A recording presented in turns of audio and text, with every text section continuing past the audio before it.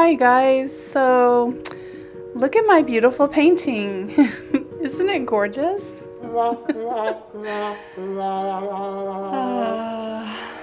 Yes, so I have a serious creative block going on, you guys, and part of it is just being tired, I think, and the other part is floetrol. I've been having floetrol issues, and it looks like a floetrol graveyard in my workspace. Seriously, look at all those bottles, you guys. So just changing one part of this recipe for me makes my golden fluid acrylics not work. And there's literally no other pouring medium. I have tried every single one that's thick enough to do what I do. But luckily, I have this painting that I did prior to my floetrol issues, and I wanted to show you because it's really pretty. And I am excited to share with you this beautiful golden geode. It does bring up something for me. You know, one of the painters that I really admire and respect, she told me one time, don't go for the poor me routine. And, you know, she said viewers don't like that. And I have to say, this is not about poor me. This literally is me being real.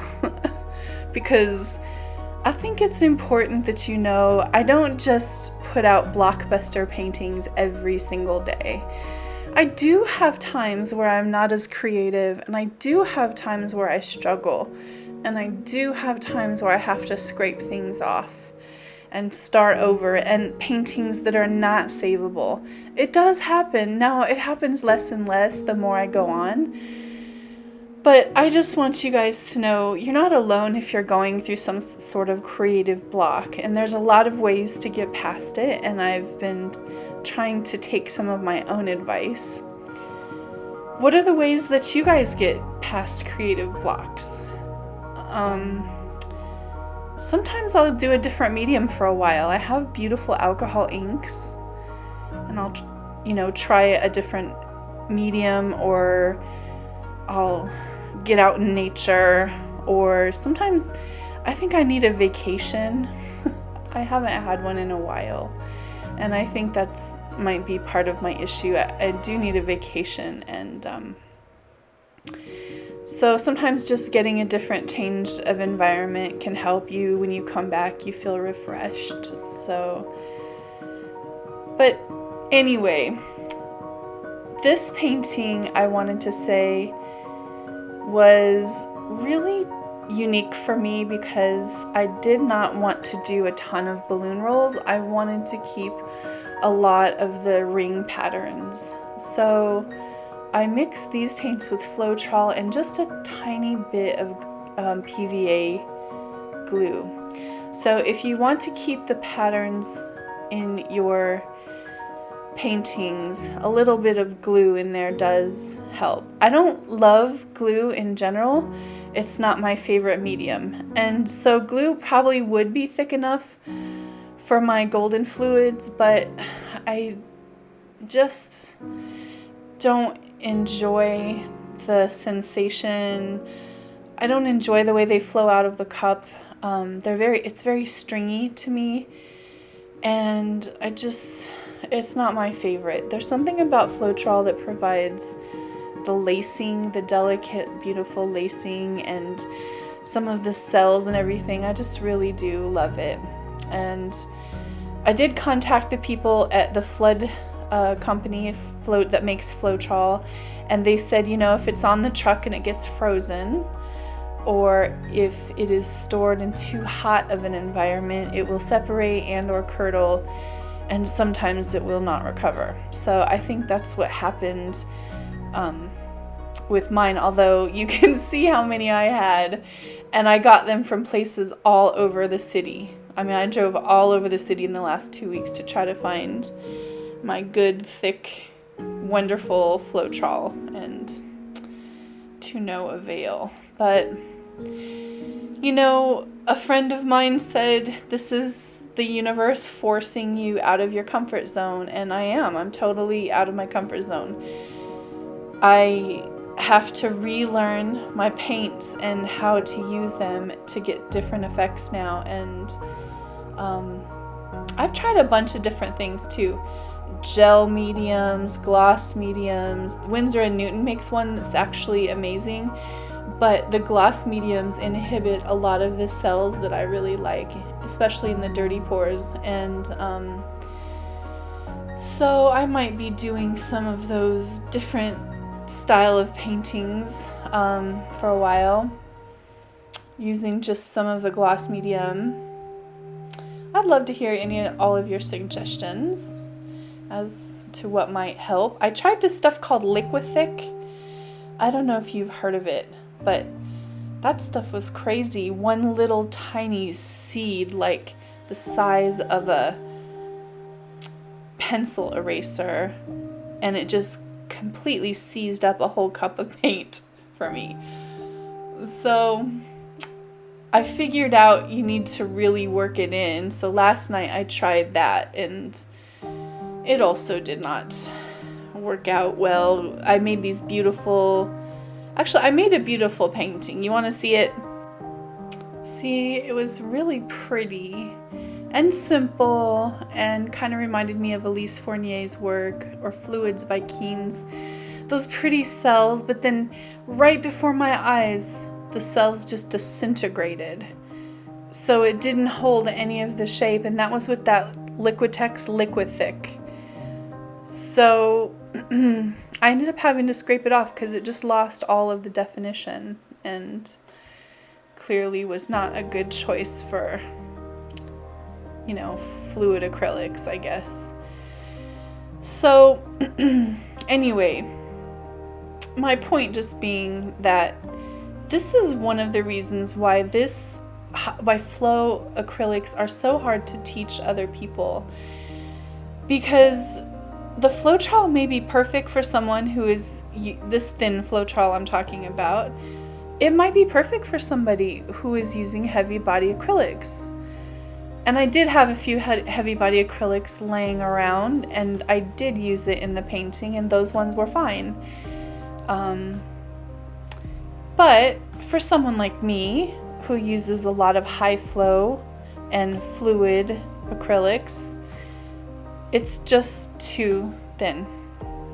So that's why artists giving specific recipes for things, unless they're literally telling you exactly what brand of paint to use and exactly the amounts of floetrol, gram by gram, it's really hard to share recipes, because your paints may be different and may have a different viscosity. And also, what's good for me and the viscosity for me is not good for somebody else. My balloon rolls require a certain viscosity, and I believe that it's a little thicker than what most people use. Now, the day before, I tried painting something with some craft paints, because craft paints are thicker than the golden fluids.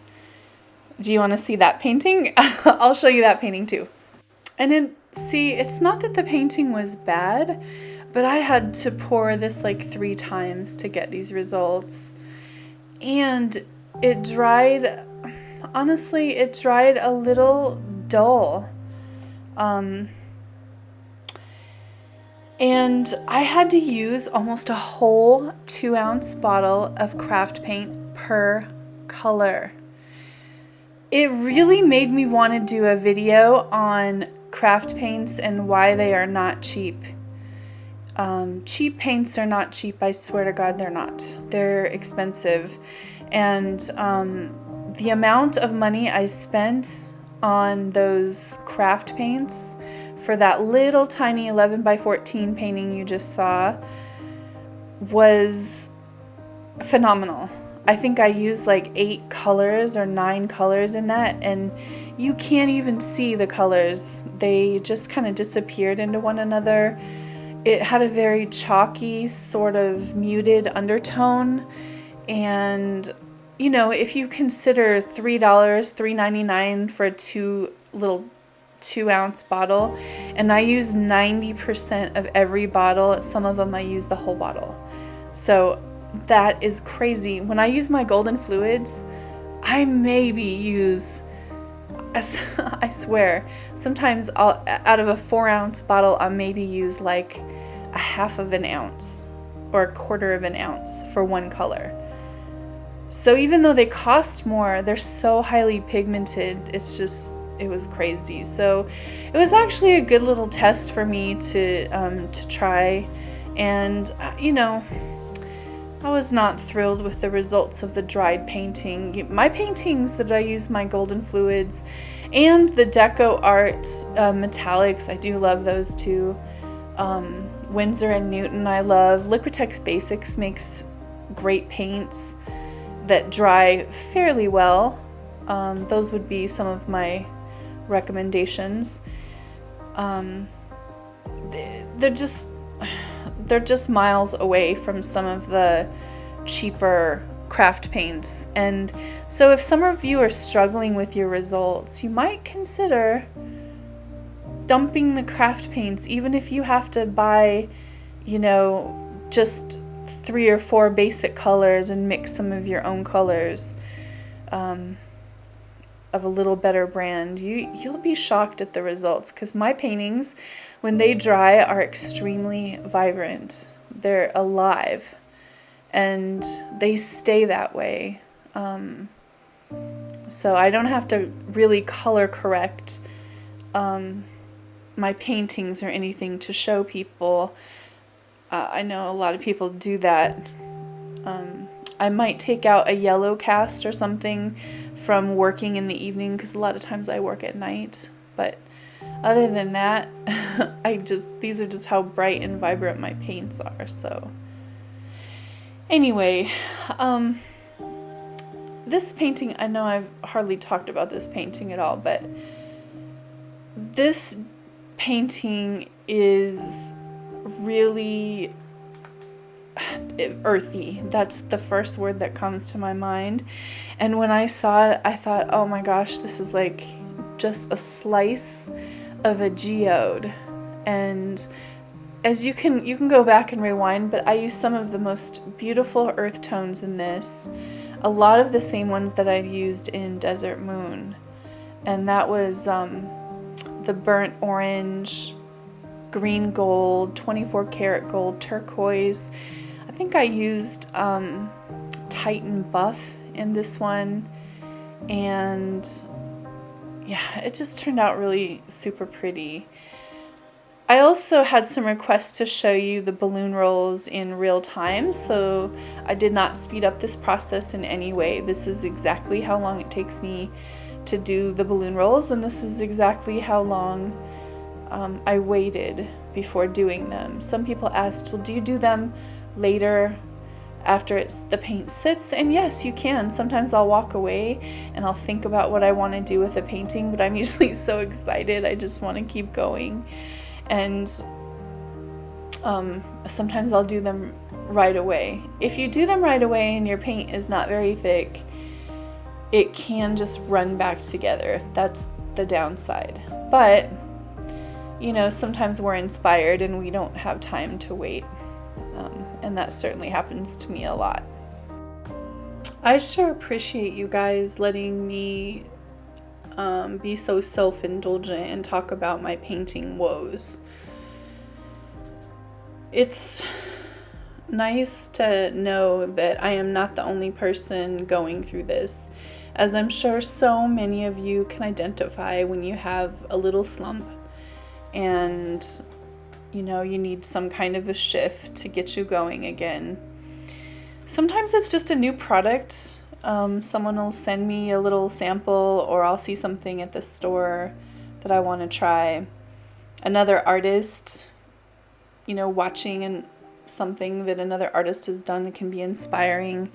I get inspired by other artists all the time, although I don't have as much time as I used to watch other channels. I do try to make a point to watch other artists in all sorts of mediums. So that can be inspiring. What do you guys do to be inspired? Maybe you can leave in the comments below. I think I said that earlier, but I'd love to hear what you do, and maybe it'll give me some motivation to try something different. I think for one thing, I've been trying all of these fixes to make my floetrol or my paints thicker. And now that I've kind of worked through all of those things and haven't found the results I'm looking for, now it's time for me to really try to get myself out of this slump. So I'd love to hear your thoughts. And as always, thank you so much for watching. I appreciate you coming along this journey with me. And if you love this painting, please be a patron of the arts by either supporting my channel with my PayPal link in the description box, or visit my shop at heathermaderart.com. That's my shop, the front page of my shop. I'm kind of proud of it, you guys. I designed my whole website myself, so I feel pretty proud of it. But you know, anyway, it's heathermaderart.com, and you can see what art I have available. I also have things on there that aren't up yet. I just have so much. I was so prolific for such a long time that I do have a lot of little pieces still, but you know, I'm kind of putting those back for my next auction. I think that went really well, and there will be a time that I'm going to do that again soon. So anyway, I appreciate you all. Look at that painting. Isn't it pretty? It really turned out so different than I imagined, and I really like the color scheme. I love the blue, the warm colors of the orange and golds together with the cool turquoise and cobalt blue.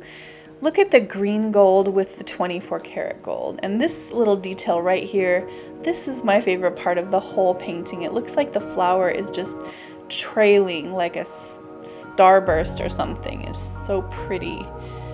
And that's the final result of the painting. And then here it is dried. It really turned out pretty dried. Yeah, I love that painting. And I love you guys. Thanks so much. And I will see you on my next journey. Don't forget to like, comment, and subscribe so I can make more art videos for you.